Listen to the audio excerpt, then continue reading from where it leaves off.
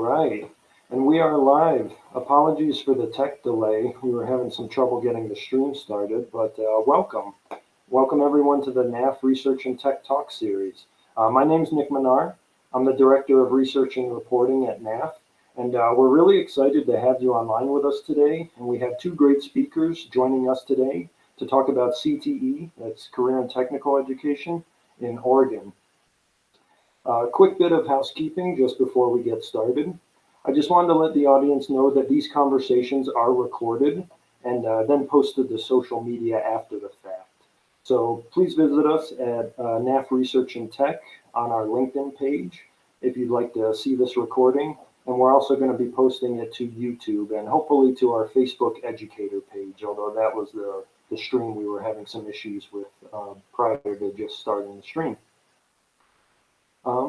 Let's see. Also, just for the folks joining us, if you're joining us on the chat, feel free to let us know, who you are, where you're coming from, perhaps what organization or school you're with. We want these sessions to be very highly interactive. So, we want to know who you are and kind of the opinions and the perspectives you're bringing with us today. So feel free to get that started anytime in the chat, and I'll remind you as we go. We also want this to be a very highly interactive session, so if questions are coming up when I have Amy and Steve on, please feel free to drop those questions in the chat, and we'll try to get to them as soon as we can or when appropriate throughout the stream. Just to set the stage a little bit, I'd like to tell you a little bit more about the Regional Education Laboratory Northwest, or Education Northwest for short. This is an organization I've had the pleasure of working with before, and it should be no surprise to anyone attending the talk when I say that Education Northwest's mission is to use evidence and help practitioners solve some of those educational challenges and to improve learning for young students, for teachers, for adults, pretty much for anyone involved in that system. For more than 50 years, Education Northwest has been partnered with schools, districts, communities, and other stakeholders to help all children and youth meet and fulfill their potential. They provide really high quality research, technical assistance, professional development, and evaluation services that address the most pressing education and youth service needs in not only their region, but across the country. There are many regional education laboratories across the country. We have two great researchers joining us today from Education Northwest, and I'll be bringing them out one at a time just to introduce themselves and tell us a little bit more about themselves. The lead author of the work we'll be discussing today is Dr. Amy Arneson. Amy is a senior researcher in quantitative methods at Education Northwest. I'm going to bring Amy on now.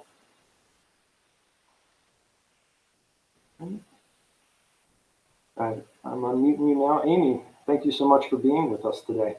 Great. Yeah, thanks, Nick.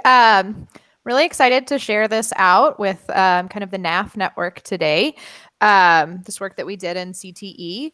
As Nick said, I'm a senior researcher in quantitative methods. I have a lot of experience kind of in STEM education. I was a math teacher, a high school math teacher for a while, and I'm really interested in STEM intersecting kind of in applied or non-traditional contexts. And so CTE definitely hits that area of just interest and passion for me in terms of application of STEM. And so we're really excited to share this work on CTE in Oregon. Great. So what, if I can ask, what got you into the education research? If you started life as a teacher, what kind of made you make that transition? Yeah, it was, I just got really interested in kind of how schools were and teachers and just kind of systems, right, were evaluated, right? Like how were people making decisions about whether we were doing a good job or not? So just in that, I just kind of got into, data use and testing. I applied to grad school. I got in. So I was like, okay, I'll try this out. But yeah, just really interested in kind of how we define quality education and how we're measuring kind of what's going on in public education. Mm-hmm. Wonderful. Next, I'm going to bring out Dr. Steve Klein. Steve is Director of Learning, Design, and Development at Education Northwest. Here you come out, Steve. Let's see if the video catches up. All right, Steve, thanks for being with us today. Well, thanks for having us. So Steve Klein, I've been working in career and technical education for over 30 years. I've worked with the U.S. Department of Education's Office of Career, Technical, and Adult Education, working to support states and local providers in responding to Perkins V in particular, but Perkins legislation for over 30 years for different variations and incarnations of the legislation. Also worked on as the principal investigator for the National Center for Innovation in Career and Technical Education.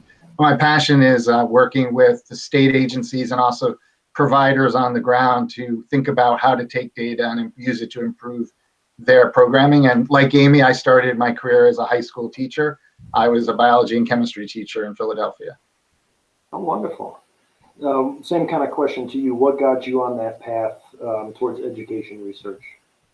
So I was teaching, and I had a disagreement with the superintendent of our district. They were trying to improve the education, and they wanted to redecorate the front hallways. And I just felt like construction wasn't as important as what was happening in classrooms, and brought that up. And I was told, Steve, we hired these really educated people who have PhDs, and we think they know what they're doing. And I realized that if I wanted people to listen to me, maybe I had to put some more letters after my name so I could do that. Okay. So I think I did it more out of spite than anything else. Sure. You'll show them. Yeah. Exactly. So wonderful. Looks like we have some people coming on in the chat. Jessica from EDC, thanks for joining us today. And to anyone else coming up in the chat, feel free to drop your name and where you're coming from today as we get started, as well as any questions that might come up. So really just the main topic of discussion today is a research study that you both were on. As I mentioned, Amy was the lead, and it was published in coordination with another researcher that couldn't be with us here today, Michelle Hodera. But really this study is titled Career and Education in Oregon, exploring who participates in high school and the outcomes they achieve. For those of you joining us, it was published last July. So if you don't mind, we'll just kind of get started into discussing some of this work and just kind of take questions as they come. So let's just start with some of the basics on what the study was about that we're going to be discussing here. So what were you all hoping to find? Was there a hypothesis? Kind of, tell us about how this study came about. Yeah, sure. I'm going to start sharing my screen here. Just we have a few arrange some stuff. Steve, I'm going to shrink both of us for the time being. Slides here. And then get this stream on. But Steve, you're still, if you wanted to say something, you can always unmute. Great, thanks. All right, there we go. Okay, so, sorry, I'm just making, you set everything up and then when you press it in the presentation, nothing shows up where you wanted it. Okay. So the motivation for this study, it was published in July, which means that we were working on it, in the year or two leading up to that, which is kind of that transition period for the state between Perkins IV and Perkins V. And to date, there hadn't been just a landscape study of CTE in Oregon. And so state level stakeholders were really interested in getting some information about what did CTE look like under Perkins IV as they were preparing their Perkins V state plan. So it's the first study to examine secondary CTE school offerings and student participation and outcomes under Perkins IV. And so we looked back at data, student course and outcome data dating back to 2007-08. And in the report, we used data up through 2017-18. And we'll actually potentially show you, we actually added a year to that as well. So we've kind of added another year to that analysis as well since the report was published for state level stakeholders in Oregon. It actually was published a little bit too late to directly inform the state plan. I mean, we were working with the Oregon Department of Education, ODE, throughout that, so they had an idea of what we were finding and things like that. But we can still use it kind of moving forward, just like as a baseline for making comparisons between the Perkins 4 and Perkins 5 years. So that was really the motivation for the study. Wonderful. If I can put this into context a little bit, about 3 out of 4 schools nationally offer some type of career and technical education classes. So not just the state government of Oregon, but also the federal government just broadly supports these kinds of efforts with about $1.3 billion every year through the Carl D. Perkins Act. So really, this research here, even though it is localized to Oregon, is not. The implications are much bigger than that. So really excited to dig into them here a little bit with you.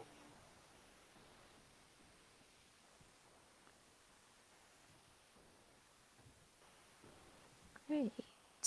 So I think we can kind of move on to some of the high level findings from the report. We kind of looked at 3 buckets or 3 areas. We looked at what the program offerings were at the high school level. We looked at participation. We looked at high school student participation and then also retention. So were students entering into CTE programs? And then once they entered into CTE programs, were they continuing in those same CTE programs? And then we also looked at academic and workforce outcomes of CTE students. One exciting opportunity that we had in this study was to link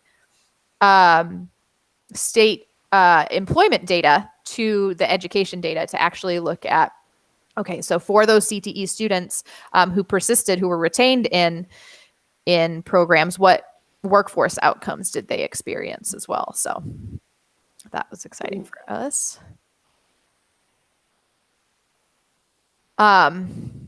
This here, so what we're looking at here, so we have just kind of a time plot about program offerings. So we just looked at just the number. What was the average number that a high school in Oregon, the average number of CTE programs that they were offering through time?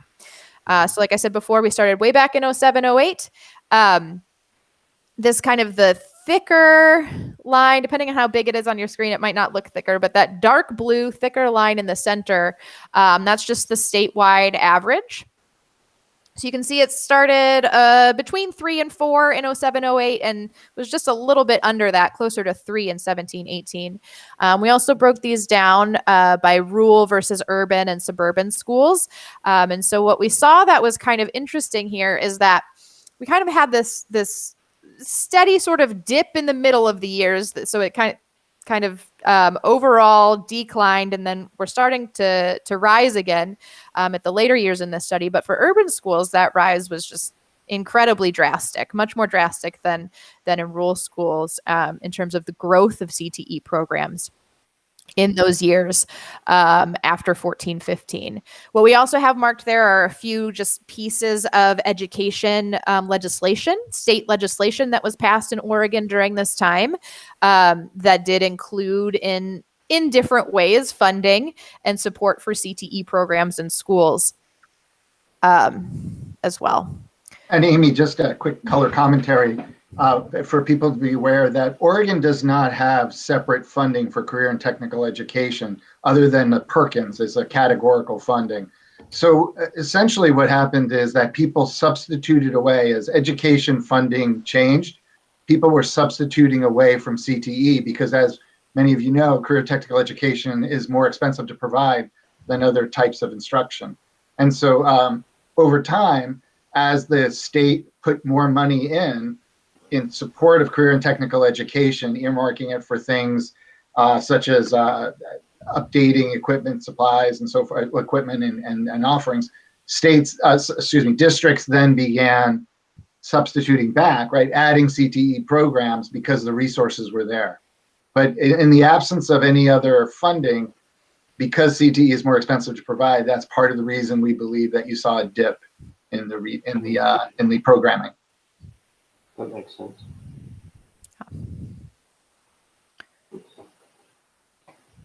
Yeah. So we can move on to the next kind of bucket, and unless Steve or Nick, if you have anything else to add or ask about for. No, so this is a great just picture of the changing landscape of those number of CTE courses offered. Yeah, please, what else did you find? Yeah, so sorry, I feel like things are flickering on my screen. I don't know why. So what we also looked at, second bucket, was student participation. So we classified students into 4 participation levels, and this was all based on the number of CTE credits earned. Okay, so we looked at how many credits earned. So these are successful completion of CTE courses. So courses that students earned a passing grade in. Non-participants were students that had fewer than 0.5 CTE credits. So the vast majority of those would be none. I guess it would be possible a student could get a quarter of a credit if they had, quarter system or things like that. But so for the most part, non-participants are just no CTE credits at all. So they never entered into a CTE course, or it's possible that they took a course but didn't get a passing grade, so they didn't earn credits. And then we have 3 levels of participation: participants, concentrators, and then what we termed kind of concentrators plus. So participants in Oregon are any students who earned half of a CTE credit. So that's a half a year course. So they took a half a year course, they got a passing grade, you're a CTE participant in Oregon. For concentrators, the Perkins IV definition of concentrator was earning 1 full credit. So that's a full year of coursework. So it's 1 year-long course, or potentially 2 half-year courses in the same program of study. So any student who earned a full credit in a single program of study under Perkins IV, that's who Oregon was counting as a CTE concentrator. So in this transition period, one change Oregon made was to up that threshold for who counted as a concentrator. So now in Perkins V and moving forward, concentrators are going to be those students who earn 2 or more credits. So just for the purposes of the report, so they had a slightly different name that was shorter than saying Perkins IV concentrator and Perkins V concentrator. We said concentrators and concentrators plus. So concentrators is, yeah. Can I ask you a question? So it sounds like concentrator for Perkins IV is 1 whole year, right, of credits, so 2 half credits, but then for concentrator plus it bumps up to 2 whole years. Is that right? Yep. Okay. Thank you. Yep. So, and that's all in a single program. So those are students who persisted for 2 years in a single program. So it is possible that a student could bounce around and try out different courses in different CTE programs of study. If they never earned 2 credits within a single one of those, they would not be counted as a concentrator plus. So we're looking for, kind of sustained engagement, sustained credit earning in a single program for 2 years. So these are just your overall, and I know it's not like a drastic thing that we're seeing here. Sometimes research doesn't show you something that, maybe not that interesting to look at, but there is a slight dip in terms of kind of the percentage. We looked at cohorts of students, graduating cohorts, class of 2011 through 2018. So since we had data dating back to 0708 to that class of 2011, we were looking at least 4 years of data, right? So we wanted to make sure that we were capturing kind of the 4 traditional years of high school for students to classify them as a participant or a concentrator. And so we see that across time, somewhere between 60 and 70% of students in Oregon were reaching at least that participant status, so taking at least a half-year course. And then, as expected, we would expect to see kind of a drop off as we move up in those thresholds. Slight dip in the middle that kind of parallels that dip that we saw in programs. So that kind of made sense to us. Fewer program options for students, kind of in those mid Perkins 4 years. We're going to have fewer participants and concentrators as well. So, Steve. Yeah. Go ahead. No, the next slide. So what we, there you go. So one of the interesting findings we had, and it paralleled also what we know about CTE generally, to Nick's point that even though we're looking at Oregon, that this has implications in some ways nationally, is that we see that students, we started to disaggregate and we looked at gender. And so moving from the top down, right, you see that we look at the male participants or the dotted line, the female are the solids. And you can see that we go from participation down to that concentrator status down to the concentrator plus. So obviously, as we increase the expectations around credits, we would expect to see fewer students reaching those thresholds. And in each of these categories, we see that the males were consistently more likely to participate and concentrate in CTE programming than female students. And that held across classes and years. Mm-hmm. Again, not necessarily, in general, you tend to look at aggregated data and see that kind of, that sort of outcome. We thought, well, that's interesting. Now let's try a little more disaggregation. And so what we did next was we disaggregated the data, and we did so looking at it by program area. And so you can see on the left side of that graphic, we have agriculture, food, and natural resource systems at the top, and then females and males participation, and then moving down each of the 6 career areas that Oregon offers. One of the interesting findings here is that we see that excuse me, female students participated and concentrated relatively at higher rates than male students in the health, sciences, and human resource fields. And so that's illustrated there. You can see that the female bar for the health sciences and human resources outstrips the male, that for males. We see that male students participated and concentrated relatively more than female students in every other area. And that we see the largest, and not surprising, I think, for many of us, to see that's in the industrial and engineering systems, right? Those STEM fields. And so essentially here, what you're looking at then is the bar, the full bar is participation. And then the pink there at the end, right, is the furthest. And then it drops into, as we get into more and higher thresholds of concentrator status, you can see that that as paralleling what we saw before, differential outcomes. On the next slide, then we said, and I think this, if you walk away from this presentation with anything, I hope one of the main takeaways is this idea of persistence.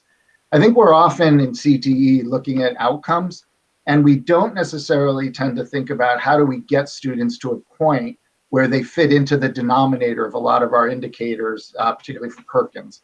So what we have here is we disaggregated the data, and for each of those areas, we looked at 4 participants, right? So of participants, how many of them persisted on to concentrator status? And you can see they're different, just to help you sort of negotiate this graphic. So the purple are the females, and the sort of orange there are males. And you can see in paralleling before that you see higher rates of persistence, as you'd expect, given higher rates of participation and concentration in human resources and health sciences for the females. So you can see on human resources, 43% of female participants went on to achieve concentrator status as compared to 26% of males. And so we've arranged this data in terms of the size of the gaps, and we can see that industrial and engineering systems, right, which again, real concern there, STEM fields tend to pay higher. We see that females are less likely to achieve concentrator status that persists to concentration. There's a 20% gap between females and males, and only 41% of the females who started participating persisted on to achieve concentrator status.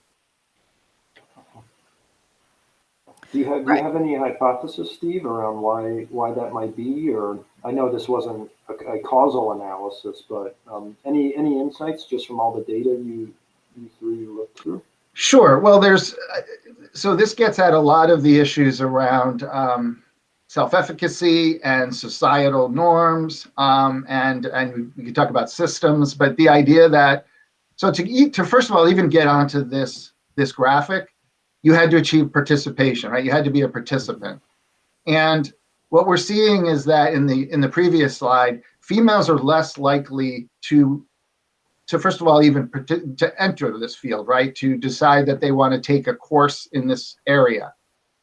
And then once they decide to take the course, what's particularly concerning is that they're not persisting on. And so it could be a variety of issues. Some of it I've just spoken to. Some of it is perceived ability in mathematics, for example. So, it's really a complicated answer, but I believe that a lot of what we're seeing here is an intermixing of societal issues, family issues, self-efficacy, and potentially, and I hope really of concern, would be what is it within our school systems themselves that might discourage females to thinking they can, first of all, try out, right, enter this, and then persist. Yeah, and I'll add to that. There was actually another statewide report that the REL supported about 2 years prior to this one that was on accelerated learning. And so looking at advanced coursework, dual credit opportunities, that sort of thing in Oregon. And in that one, they found the opposite pattern, right? Where female students were participating in accelerated learning more than male students. So that's the other piece of this puzzle that we're still kind of working out, is saying, okay, we know that these female students aren't participating in these industrial engineering systems and CTE. So where are they? So we know that some of them are in other non-CTE programs. And so that's a big open question right now too, is to look at kind of course taking patterns of these non-CTE students and see what exactly they're doing in high school. So. Sure. In the report, I don't mean to jump us ahead, but you also went one level deeper, right, and looked at students who were from under-resourced communities and special ed students. Tell us a little bit about that as well. Yeah. So just skipping, I skipped a few slides to get there, and that's fine. We can always, let me see. So yeah, so we looked at areas, or we looked at potential areas for similar types of gaps that we were seeing, right, for economically disadvantaged students. And the indicator that we had available was the free and reduced price lunch indicator, which we know is not a perfect indicator, especially at the high school level. It's often underreported. But what we're seeing here, this is actually for that extra year of data that I said we kind of replicated these analyses with that extra year of data.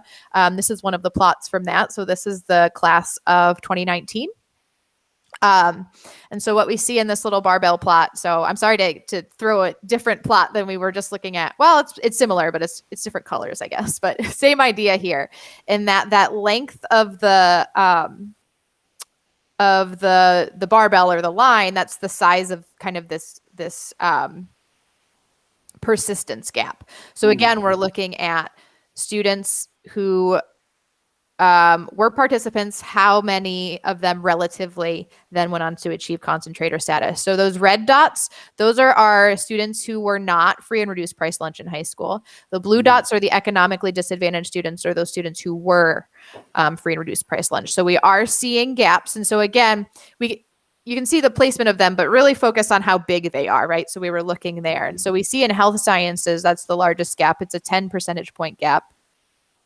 For economically disadvantaged students. They're just not as likely, once they're in CTE programs, to persist. Yeah, there's pretty much a gap in all of these between the students who were not on free and reduced lunch versus those students who are. Yeah, the pattern pretty much persists. Yeah, very consistent. If I can, I'd like to share a question we have coming in from the chat from Jessica. She is asking, I'm curious if you were able to differentiate at all between the ways in which CTE courses were offered. So for example, do we know how many were career academies or offer career pathways or et cetera? Right. Unfortunately, since this was kind of a retrospective study, it was not possible to look at some of those just because the way that coursework and programs were coded and the data that the state was collecting on programs, that those types of indicators weren't necessarily available in the earlier data. Right, but we do know a couple of things about in Oregon generally, which is that career and technical education was offered early on in Perkins IV. There had been what we would call sort of programs versus programs of study. And initially the state under Perkins IV determined that they felt all programs that should be offered in career technical education should be programs of study. So they began an effort with the implementation of Perkins IV to transition over all programs to more robust programs of study, which, as we know, entails the sequencing of coursework, connecting it secondary to post-secondary, the opportunities for dual credit and work-based learning, and the rigorous academic standards and technical knowledge. So by the time these data that we have been sharing with you reflect of those students, that these were students who had gone through a career, career pathways sometimes used interchangeably with program of study, but the idea of a very robust sequencing. Oregon also does not have, we have 2 area schools, but for the most part, the career technical education coursework is offered in comprehensive high schools. But we don't know, as to Amy's point, whether or not they were as part of a career academy or some sort of a linked learning or other type of programming. Right. Sorry for flipping here, but there is a little bit of information on this, I guess, just in terms of the timing. So in 2012-13 is when the state kind of transitioned from, so earlier, before 2012-13, CTE programs were whatever a school called a CTE program. In 12-13, the state started instituting those kind of more rigorous expectations around all CTE programs to be CTE programs of study. So, deliberate sequence of coursework, connections to post-secondary. That transition started in 12-13 and then was completed by, let me just make sure I'm saying this right. I've said this so many times. 15-16. And so just by the timing, we know that for those later cohorts in our analysis, so class of 2016, 17, 18, they were the ones that we are pretty sure were taking those programs of study or career pathways. So Amy, is it fair to say that, in those initial years, 07, 08, 09, any school or CTE school in Oregon could kind of be CTE in name, but then there was kind of like a shifting, if you will, to kind of up the quality and maybe reduce the number. Is that why we saw enrollment dip there a little bit? Yeah. So yes, that is probably very, true to say that in those earlier years of data, we don't know anything could have been CTE, and so with that transition period, the other thing, that's going on is a lot of those schools were phasing programs out that no longer qualified, right? And then upping and phasing in programs that did meet those programs of study requirements. Gotcha. Yeah. Okay. Wonderful. I wanted to get to the third bucket you had talked about as well, some of those academic and workforce outcomes before we kind of open it up for questions here. Sure, yeah. We saw the number of enrollment kind of dip, but then come back up, and we've seen some gaps either in gender or in socioeconomic status of the students. But what do you find in terms of those?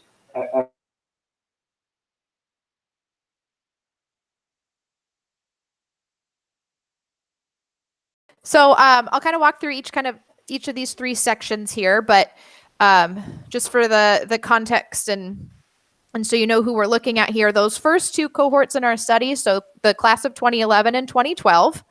And so we were using kind of the ACGR cohort, so the adjusted, so the cohort that it was expected to graduate in 2011, right? So they started grade 9 4 years before that. We would expect them to graduate in 2011. So we looked at the class of 2011, the expected class of 2012. And the reason we only looked at those earlier cohorts is because we needed to give them enough time, right? We needed to give them a few years to enroll and complete college if that was what they were doing, to enter the workforce, to look at these. So for those earlier cohorts, we did look at whether they enrolled in college following high school. So within a year and a half after or a year and a few months, 16 months after graduating high school. And what we found was for CTE concentrators, that's that purple bar, CTE concentrators were 63% likely, or 63% of them, or had a probability basically of 63% of enrolling in college. For non-concentrators, it was 62%. And so that they're very close. So we determined that they're there's a negligible difference there. CTE concentrators and non-concentrators are enrolling in college at the same rates. And I will say we did use kind of like a regression analysis here. So I don't know that we covered it super fully, but this isn't a causal study, but we did at least adjust for student characteristics, just so that we know that we're just kind of describing what happened, not really attributing it to CTE or not, but we are at least comparing like with like, right? So even after adjusting for kind of baseline student characteristics, we're seeing similar rates of college going. That middle panel is then college completion. So then we looked at those college enrollees and wanted to see what's the rate or what's the probability that they finished a post-secondary program. So this would be a program at a 2-year or a 4-year university. But again, we're seeing very close rates, 45 to 46%. So again, very similar. Mm-hmm. Yeah. Steve, did you want to add anything about those college completion rates?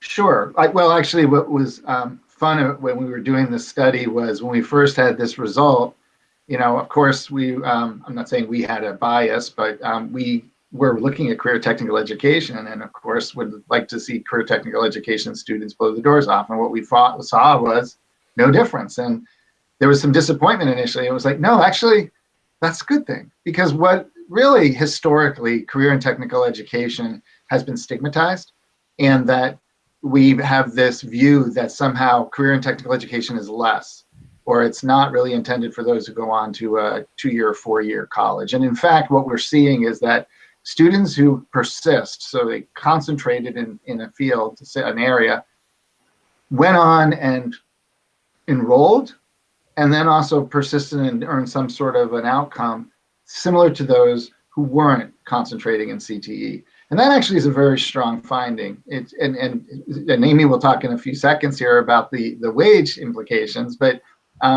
what that's suggesting is students are not being damaged by taking CTE. It's not taking them away from other opportunities or in any way compromising their future. I would suggest that students who have the experience and perhaps again, maybe as we talk about wages, that's somehow related to some of this, but I think that giving students an experience and helping them understand what a field is like can help them make better career choices, even if it's to, going back to earlier when we were looking at the gender data, if it's a case of students are deciding this is something that doesn't interest them, and they decide therefore not to persist or to go on and continue their studies in a community or 4-year college, that's not such a bad thing. It's better to have that information than to, as I have friends who have done, go off and, for example, go to law school and invest a substantial amount of money and time in law school to only find out once they start practicing as lawyers that they hate it and that they've wasted all that time.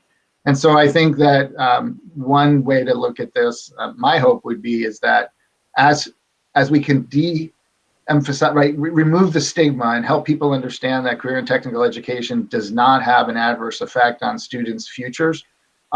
Actually, and to the contrary, it may be that it helps them make more informed choices, that we would like to see all students participate in career and technical education, because ultimately, if you really think about it, we all, unless you're really lucky and good at the lottery, we're all going to go on and work someday, irrespective of whether we're going to be a mechanic, whether we're going to be a computer engineer, or a PhD education policy researcher.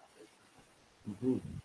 Yeah, I've always thought that's, for me personally, one of the strengths of CTE, right? You can kind of experiment with a career identity in a relatively low stakes, definitely low monetary kind of situation while you're still in high school before getting into that landscape after high school.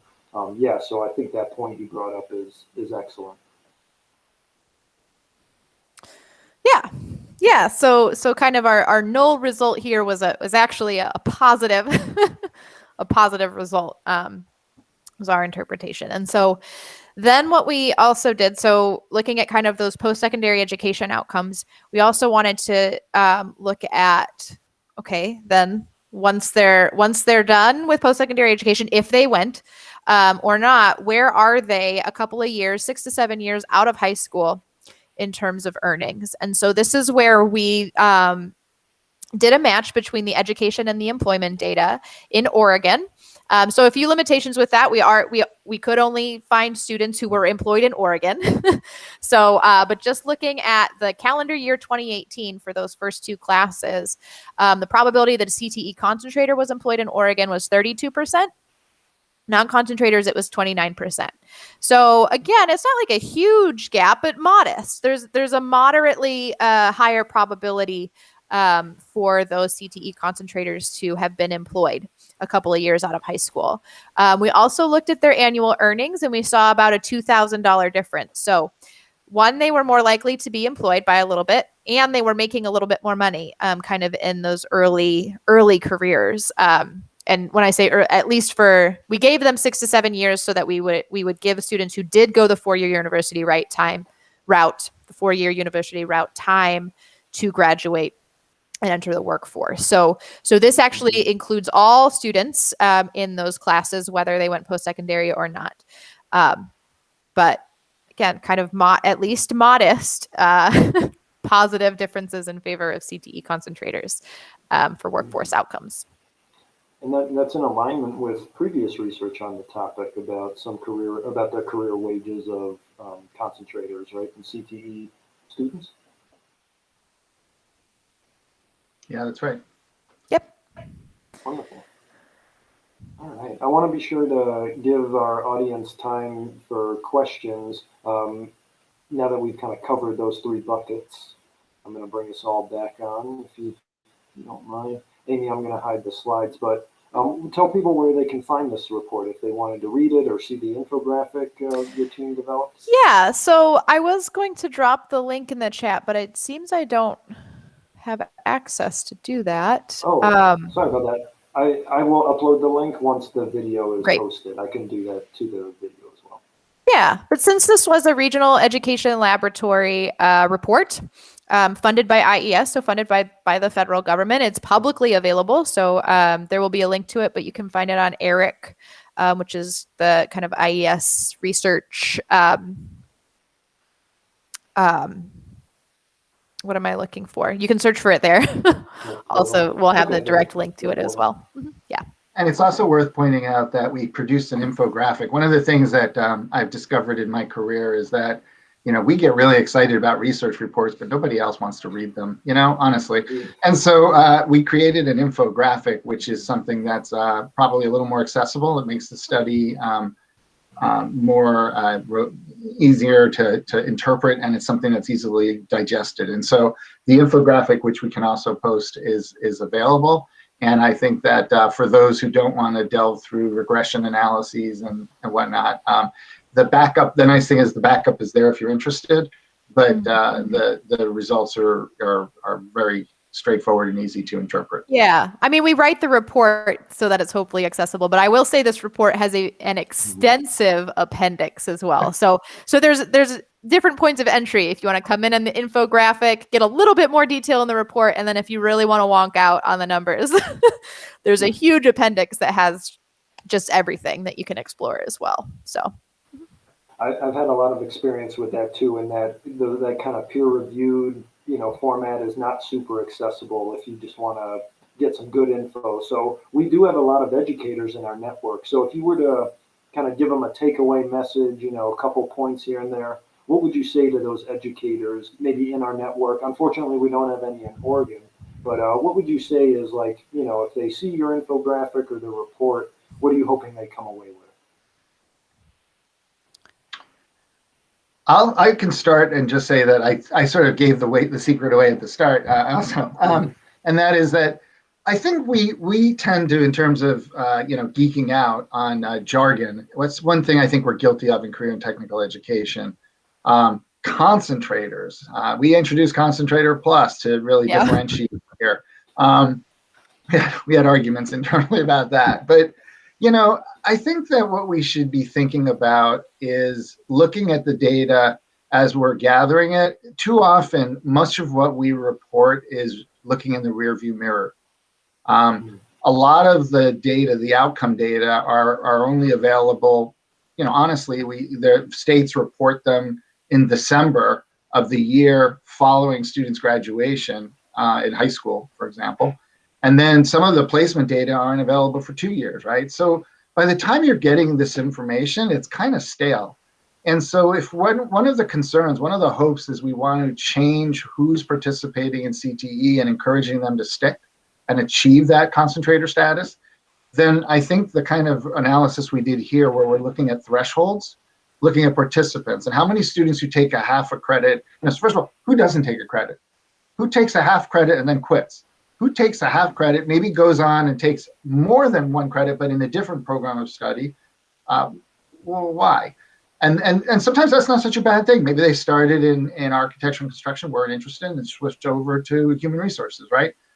But understanding who's persisting and then trying to change that behavior, or at least understand the root causes of why that's happening, I think is critically important. Those are data that are in your hands. Those are data that are dynamic and real time, and those are actionable. And so I would say that, for me, the real takeaway is disaggregating the data is helpful, and then looking at these persistence, these participation to persistence metrics are really useful. Yeah, I would just add to that. I mean, you're touching on it without saying the word, I guess, but just really thinking through equity, right, with these, like in terms of persistence rates, we would never expect, and I don't think we would want those persistent rates to be 100%, right? Like taking a CTE course and realizing it's not for you is not a negative outcome. So really what it is looking at where are there differences, right? So those differential rates of persistence and looking at those gaps and things like that, I think is the important thing to be examining here. Definitely. That's a really good point that you brought up about equity. And when I was reading your report, something struck me in the shifting definition from concentrator to concentrator, you had it as plus between Perkins 4 and 5. And that pool of concentrators shrinks dramatically kind of with that updated or, revamped definition. What kind of implications do you think this would have for those students who, as you pointed out in your report, traditionally aren't, are being underserved, even in the CTE community? Does that mean it's less accessible to them, or how do you see that being addressed in kind of the new Perkins landscape? Yeah, so we did a little bit of analysis on that, and that is in the report to just look retrospectively, right? Here's your group of concentrators if you define it this way. And then let's retrospectively apply the Perkins V definition and see this is your group of concentrators now. And so we did look at them just to do some comparisons just relatively, right? Like, are we seeing kind of a differential drop off of free and reduced price lunch students, of students of color? And we actually didn't see that. So in terms of the kind of group of concentrators plus, they were very similar just in terms of relative demographics to the concentrators. So that 1 to 2 credit threshold was not where we were necessarily seeing a lot of those equity gaps. It was really just that half to 1 credit threshold, which is what we looked at today. So just getting from a half a year to 1 year. The 1 to 2 year, the number does drop, yes, but we weren't necessarily seeing in that because we wouldn't want to, right? Well, I don't know actually. Would we want to see a shift up for some? I don't know. But the way that they were defining it didn't seem to, at least in the in the historical data, right? So I don't know that we can necessarily generalize to today's students, but yeah, we weren't seeing too much shift. Well, that's good to know. Steve, yeah, did you? Yeah, I was just going to comment also, returning to the equity piece. So we talked a lot about gender. We didn't see as much with race and ethnicity, but special pop category is also something that people should be sensitized to. Yes. Socioeconomic status, English language learners, special education, all of those we recorded gaps in persistence, and we saw them in different, more importantly, we saw them also in different fields. And I think that, again, if we believe, and I think many of us do, that career and technical education offers benefits to students, be it career exploration or be it specific skills that help them get a leg up either into a career or into a post-secondary program, then we have to really be thoughtful about who's not having that access and looking and seeing, and also what kind of programming is being offered within sites, right? If we see a situation where STEM programming, for example, which is often associated with high wage, high skill, is not either accessible to students in some communities, or if certain students who are members of different groups are not being are not engaging, then that's another flag, right? So I do think equity is a critical importance in career and technical education, and I know that there's been a lot of emphasis with advanced CTE and other organizations to really examine that. Mm-hmm. Mm-hmm. It doesn't look like a question has come in yet from anyone other than Jessica, so I'm just going to ask you another question, if that's okay. Really, a central kind of pillar of most CTE offerings is a work-based learning component, right? Where the classroom is being connected to the world of work.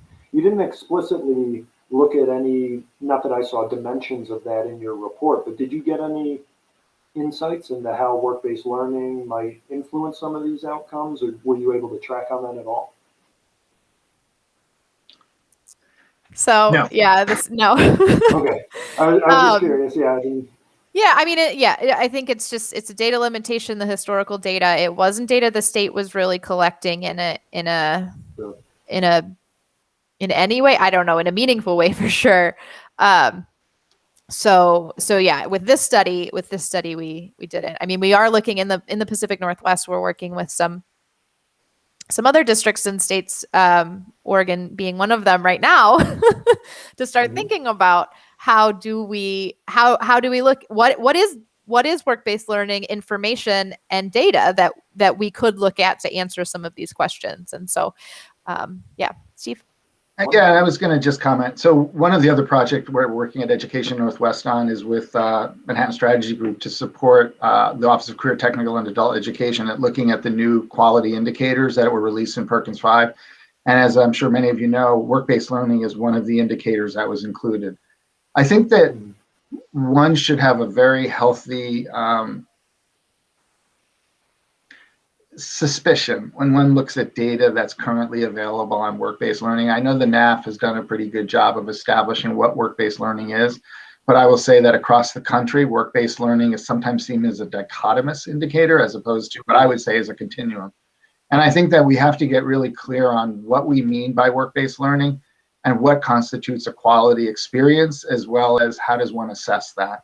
And I think that in many ways, we are still very early in the, I think we all would agree that work-based learning has benefits for students. We're very early in understanding what those benefits are, because in some ways we don't really have a clear definition in many places. And so, if you go and start comparing, you're going to look at apples to, umbrellas in some places. And so I think you really have to be careful about when you are interpreting those data. But I do know, to Oregon's credit, they have adapted work-based learning as one of the indicators, and they are looking at it as a continuum and trying to come up with strategies for assessing that. And so as time goes by, then work-based learning, hopefully in Oregon, will be defined more consistently, and we will have a higher quality indicator of that, which in turn will allow people like us to geek out on the data. Absolutely. Yeah, when I was looking at some of even the Perkins V reporting requirements around work-based learning, it's really just, as you mentioned, a dichotomy. There's no indicator of quality? Did the student come out with an adult that was mentoring them or a contact they could potentially turn to if they had a question on something?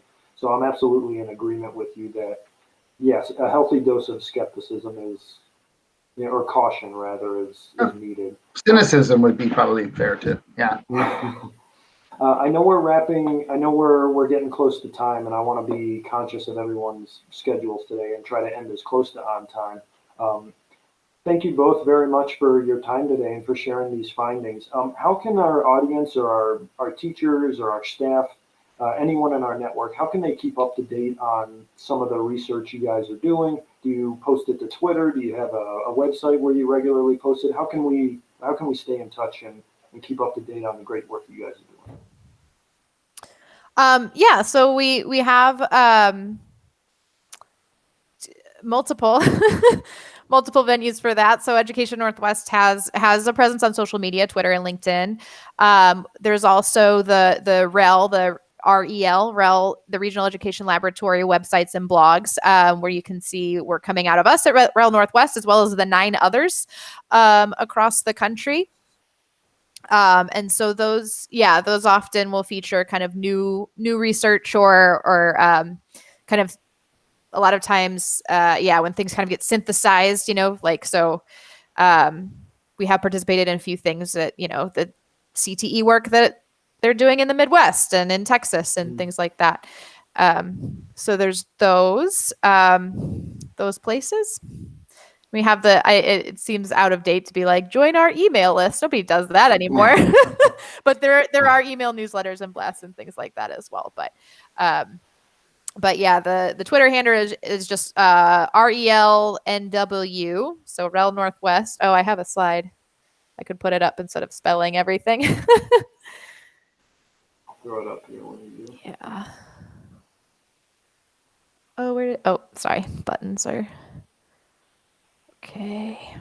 Let me show it here. So this is not my presenter view, but my computer is not participating right now. But yeah. So RELNW at Twitter, and then a few links and things like that you can see as well. Let's see if I can do it. Wonderful. Oh, it worked. Okay. Wonderful. So if I can just ask before we sign off here, what's next in the pipeline? Are you planning to do anything similar for Perkins 5, or what's next in the agenda? So yeah, a few things. One is that that extra year of data that we analyzed, we're bringing that to regional and district CTE leaders to use as they do their different things related to Perkins comprehensive local needs assessment, as also just for kind of local use. So we put together kind of a dashboard where they can access their own district data, as well as the state level data. And Steve can talk, just about some other related CTE work as well. Yeah, we've also been doing quite a bit of work with states to help them looking at some of their data and disaggregate it out, much like the way you're doing here, but also doing it at the school level and the program within schools. So we'll be doing some work around that, and ideally we'll be working to do some root cause analysis and support to educators, so that we're not only showing them the data, but we're helping them use the data to come up with evidence-based solutions to improve programming. Wonderful. Yeah. Well, please feel free to reach out once some results are in, because we'd love to have you back and have a little update on everything that's going. But for right now, again, I want to be respectful of folks' time, so I'm going to end our stream. And thanks, everyone. Again, this will be posted to our Facebook educator group and then also our page on YouTube. So if you missed it or came in halfway or know someone who would be interested, you can find the links there to provide it for them or for yourself. All right. Thanks, everyone. Thanks, everyone. Bye.